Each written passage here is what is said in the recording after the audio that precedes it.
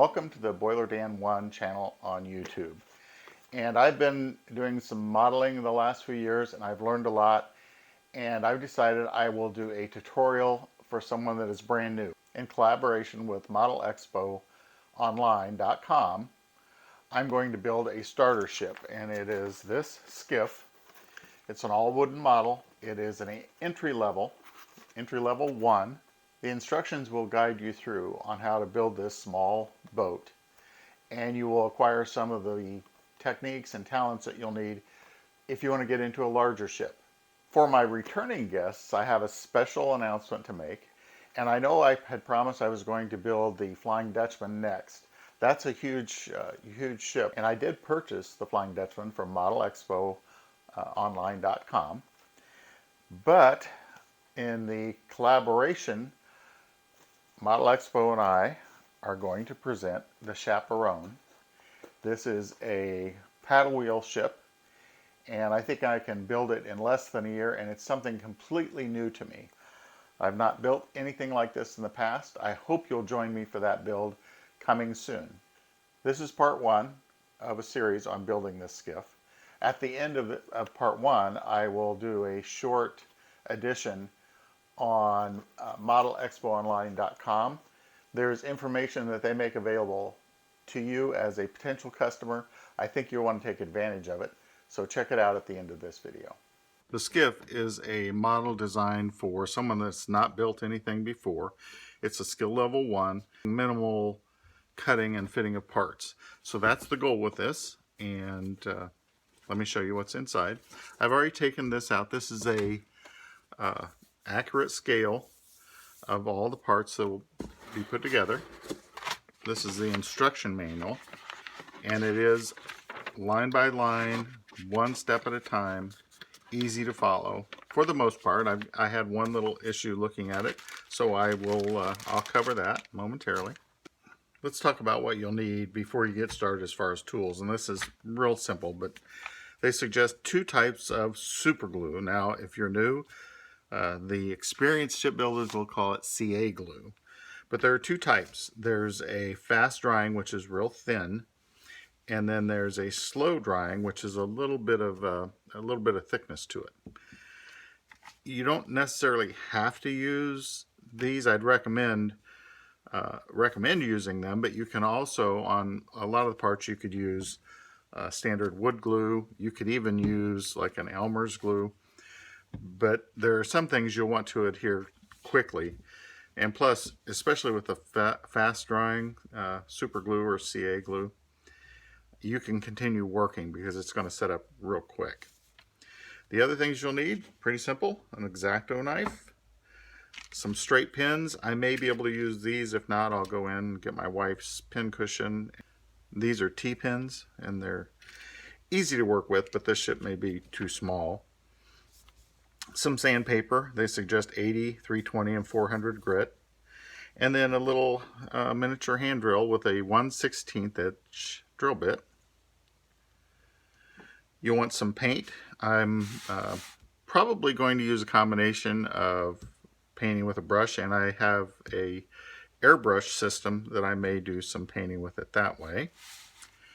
You will want some sort of a small metal ruler. You'll use that as a straight edge, and some type of a cutting saw. I don't have one currently. It's getting close to the holidays. I have one on my Christmas list. I have some other small things that I'll make work until then, and I have other small cutting devices available to me, but I would recommend you pick up one of those, and I go ahead and get a fairly good quality one. Obviously a pencil. I do have a small square. You could use a little bit bigger one. This one's nice and tiny. Make yourself a sanding block, which is just a piece of wood. Wrap the sandpaper around it. And what they call a building board. I'm just going to use my workbench top. So that's it. There's not a lot to that. So let's talk about getting started building. The manual gives very specific instructions, helping you understand what they're talking about, what it means. If there's dotted lines, that means it's actually underneath this platform. So you should, as a new shipbuilder, read through this. See, we have this piece. We're going to remove that. And you're going to take your sanding block, and there's little nubs where this was connected. You want to get rid of those and make it nice and smooth. Again, you can make your sanding block yourself, or you can pick up these little sanding blocks that have all different grades of sandpaper already on them. You just want to get rid of those little nubs where it was connected to the that cutaway. So we're already to step 3. This got a little confusing, and I hope that I can zoom in on this. And I spent a lot of time figuring out what in the world does this mean. It says lay the plan of your building board so that the line and then all these letters. Well, I think this is a typo. It continues on through here. I don't know what went wrong with the manual, but I've determined that it just is telling you to take this bottom plank, match it up here, and now we're going to make pencil markings aligned with these. So you'll notice we've taken this bottom plank and we're going to line it up exactly with the drawing, and it's going to give us a direct center line. And we're going to trace this center line right on this plank. And I struggle with getting things done exactly right, so I'm trying to make a little tick mark on the wood. But I've also learned that in model shipbuilding, sometimes the perfection is in the imperfection. Then the next step is do all these cross markings. You might have noticed I moved my plans down lower. That's because I couldn't get over the lines to actually get them where they should be.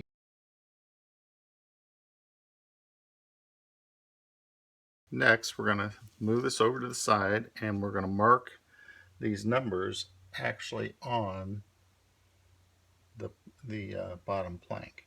Step 9, you're going to remove the transom from that die cut sheet and draw a center line on it.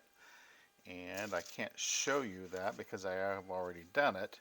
You can see, you can place it on your kind of blueprint, and that gives you the exact center. So that's steps 9, 10, and 11, which includes sanding those burrs off of them.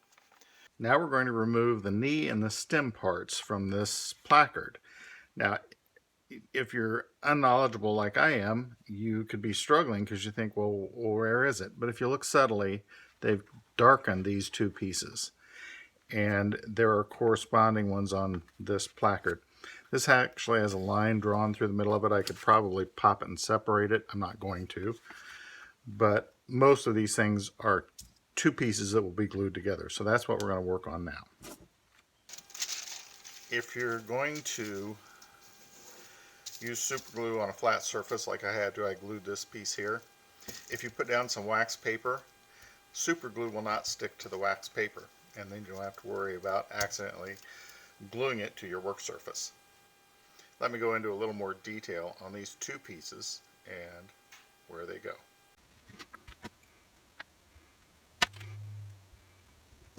I put a little bit of glue on this side too. We want to make sure that when you do that, that you have the proper angles matched up. Because I'm using wood glue, this takes a little longer to set up. Actually, that's sitting nice enough. I might just be able to let it sit there and dry, but I'll go ahead and put this little clamp on here. It'll give me a good tight seal. So I'll let that dry, come back, and we'll do the next step. Before I go any further, I want to mention something about painting versus staining. Personally, I prefer staining over painting. However, if you're going to glue a model, if you get glue on wood, and let me just show you an example here. I'm just going to put it on my finger. I'm just going to smear it right here. Now I'm going to take a paper towel and I'm going to wipe it off because that was a spill. I didn't mean to do that. And even if you use moisture, it'll still mess it up. Remember, I put that glue on that wood, and let's see what happens when I try and stain it.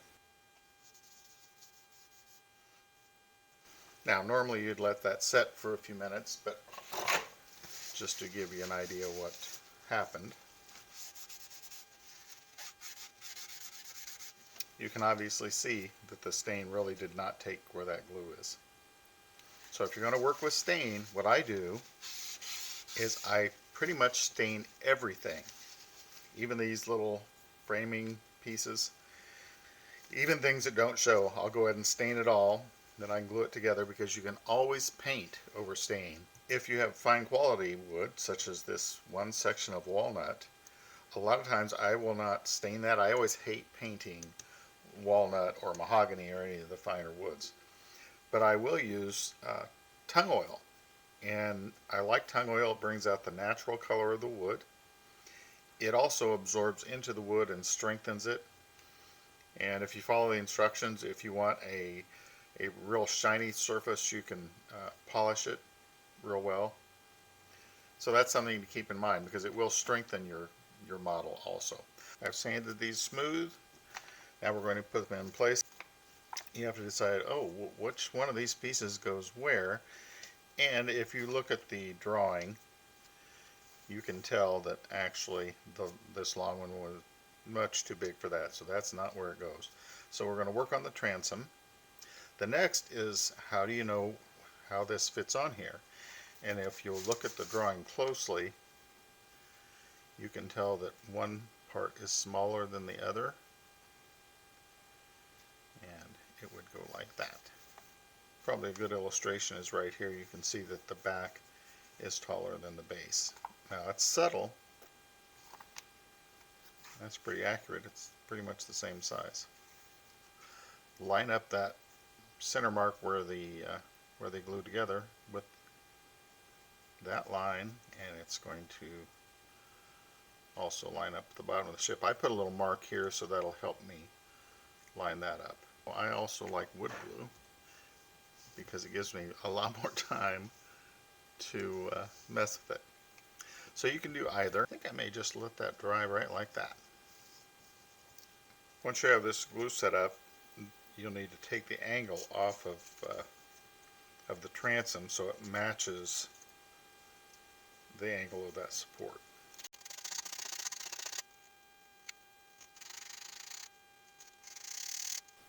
And just trying different techniques till you get something that you're comfortable with.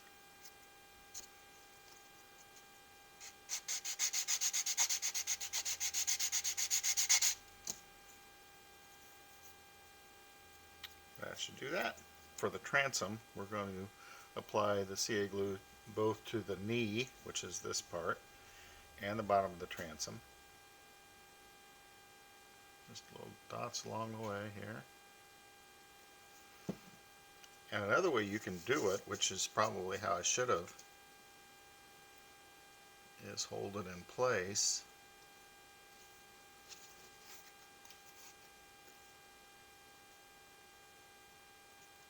Because you're going to want to line this up just right.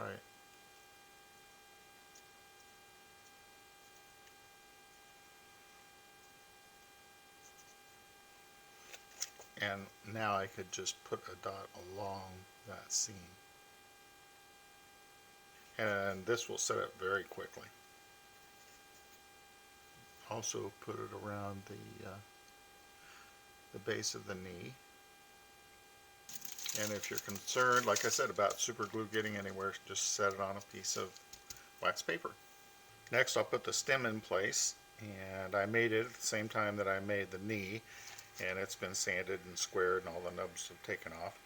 It goes here on the front, and again, if you look at the picture and the instructions, you can actually tell that the taller side goes up. You're going to center it and bring it all the way up to the edge of the front of the bottom plank. This wood seems to absorb the glue, so I'm putting a little more than I normally would. Scoot it back just a little bit. Basically, you don't want it to lean one way or the other, but it pretty much holds itself in the right position. And again, pressure and up to 30 seconds and it should be pretty tight after that. I should have mentioned right at the beginning to check all your parts list because I'm going to use some of these long pieces now. So I've just set them out in order. Make sure that you use the right piece of wood for the next step. We're up to is step 21. I've cut these 4 cleats out of the basswood that was provided, the 1/16 by 1/4 by 11 7/8. So this may be spare, we'll see, I'll save it. So I've just got them setting here, and you might be able to see this one's hanging over just a little bit. So once I get it glued and it sets up, I'll just sand that off, and then I'll sand any of the overhangs. This one I did the angle a tiny little bit wrong, but like I said, the perfection is sometimes in the imperfection. That will not show at all, or I'll mask it. I know how to cover up my mistakes. So let me get those glued in place and we'll move to the next step. This has had time to dry, so we're going to set it aside. We're going to move over to these 2 placards, and it does mention that they're 2 separate and identical. So I went ahead and separated them. And it wants you to be sure that you mark these very lightly so that you don't get the parts confused, because they do look a lot alike. So on both placards we're going to start, and these are number 1. Next, this is 2, 3, there's 3, 4, and 4. Leave these intact on the sheet for the time being after we mark them, and the instructions give a hint. After you mark them, you can remove them. Also be aware, some of them, like this one just popped out on its own. Just make sure you keep them in order, where what piece is what. On a small ship like this, that's not normally a problem, but when you get into a larger ship, it's important to keep track of the different parts. Okay, I've got them all unassembled. Now I need to sand off those nubs. Now we're going to return to the bottom plank that's been assembled, and we're going to make a center line very faintly on each one of these supports. So I'm going to eyeball it first and put a mark on each end.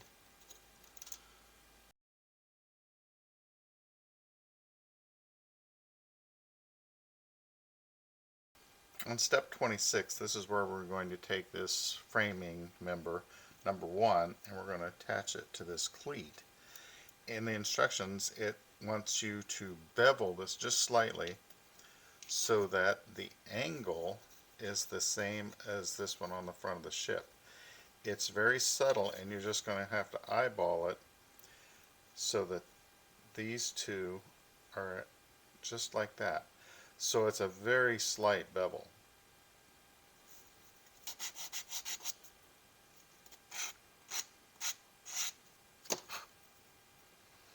This wood is very soft, so it's easy to sand, so it would be easy to overdo. And we're going to glue it right on that center mark, and we're going to take it right out to the edge.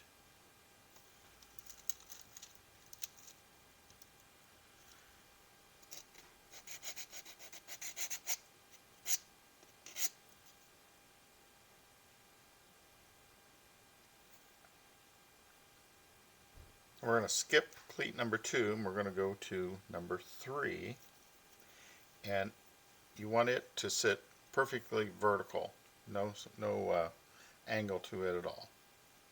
Okay, that's good. So now we can go to 2 and 4, and they are going to be beveled just slightly.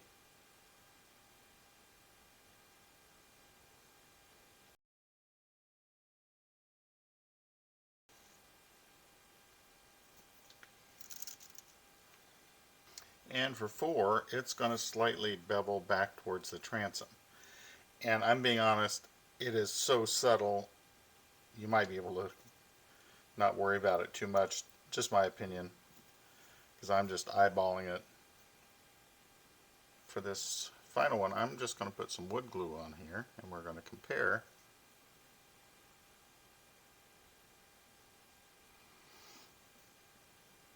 We'll put a little bit on both surfaces because, like I said, it seems to be absorbing into the wood. With wood glue, you got plenty of time to adjust it in whatever position you want. I'm going to let that rest there and dry on its own. I'm going to combine steps 30 through 32 into one explanation. You're going to mark all of these edges with a pencil, and I've kind of done that. And that's just to give you a sanding point all through here. You're going to take your sanding block and you're going to sand all of these so that you've got a nice transition through each level, so they're all basically the same, that there's nothing sticking out. So I've covered all that with pencil lead. Use your sanding block and just take your time and get all these so they're flush with each other.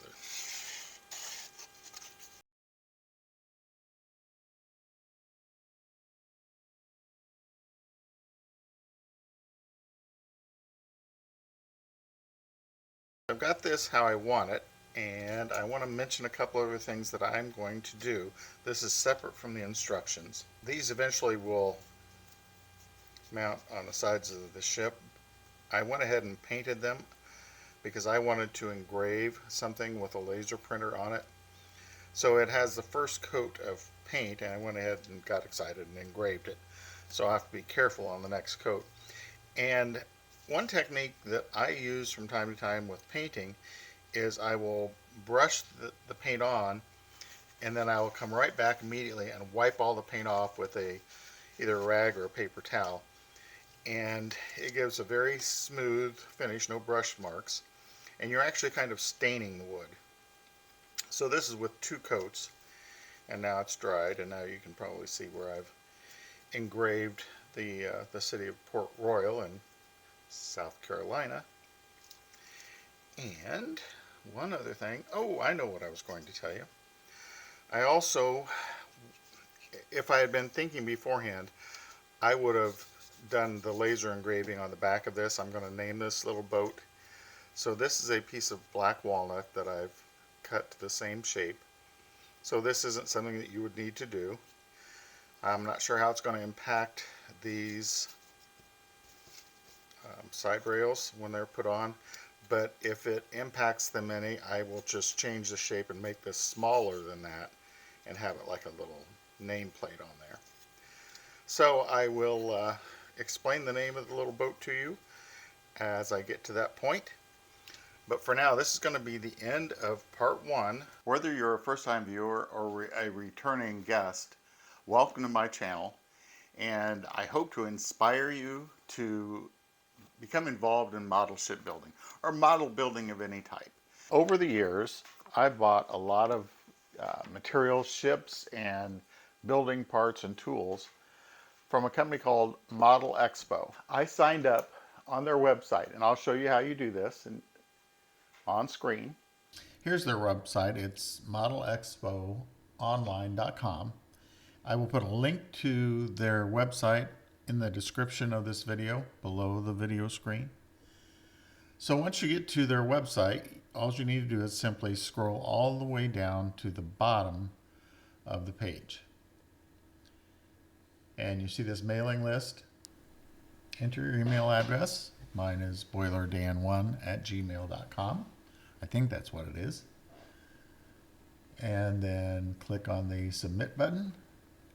You'll get a little pop-up that says, woohoo, you have subscribed. You will get an email that wants to confirm that that's what you wanted to do, confirms your email. If you ever want to unsubscribe, just return here, click the unsubscribe button, and you'll be instantly unsubscribed. Once you put your email address in, you're going to get about 1 email a day. In that email, you are going to find some fantastic deals. So check it out, give it a shot. I think you'll not be disappointed.